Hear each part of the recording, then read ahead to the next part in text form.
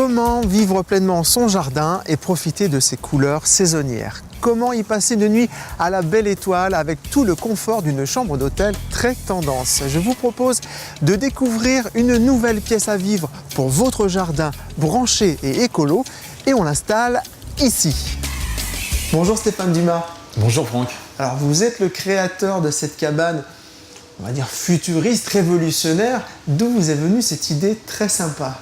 Et en fait, fan d'architectes comme Anti-Lovag, qui ont créé des choses rondes, et après avoir construit ma première structure dans les arbres, une bulle dans les arbres, je me suis vite aperçu de la magie que pouvait opérer la sphère sur ses occupants.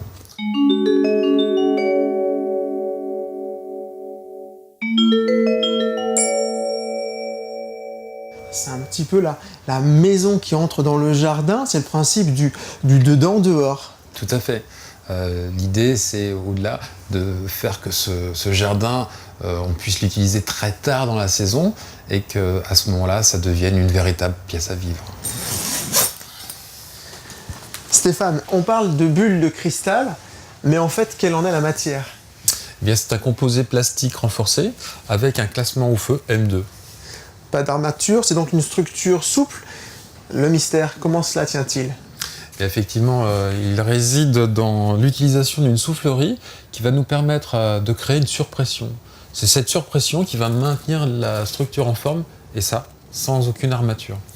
Les deux autres fonctions de la soufflerie, ça va être bien sûr de renouveler l'air en permanence et d'éviter tous les phénomènes de condensation. Moi, Stéphane, j'ai un grand jardin, mais je n'ai pas de câble assez grand, je n'ai pas de pont électrique. Je fais comment avec ma bulle de cristal?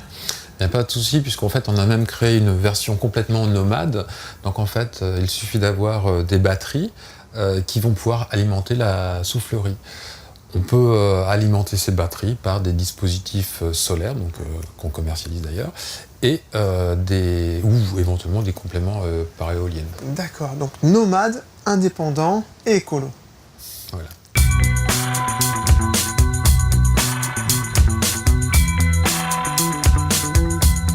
Deux planchers disponibles pour votre bulle. Un plancher souple en bambou pour la version nomade et un plancher rigide en caillebotis pour une installation fixe dans votre jardin.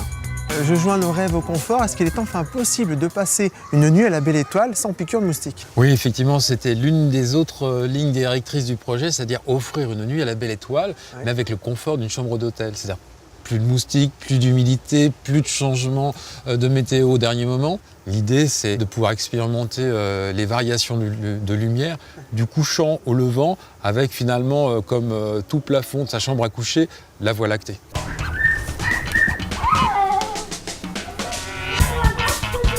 Alors on le voit, les enfants passent un bon moment. On peut aussi y convier des amis. Jusqu'à 4 mètres de diamètre, y a-t-il une demande préalable de travaux à effectuer? En deçà de 30 mètres carrés, vous n'avez pas besoin de faire une demande préalable de travaux. D'accord.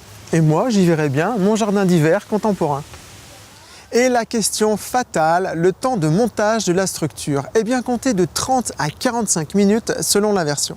D'autres projets en cours, Stéphane? Oui, avec des déclinaisons de la version cristal et puis des cabanes bulles dans les arbres. Dans les arbres, toujours plus haut.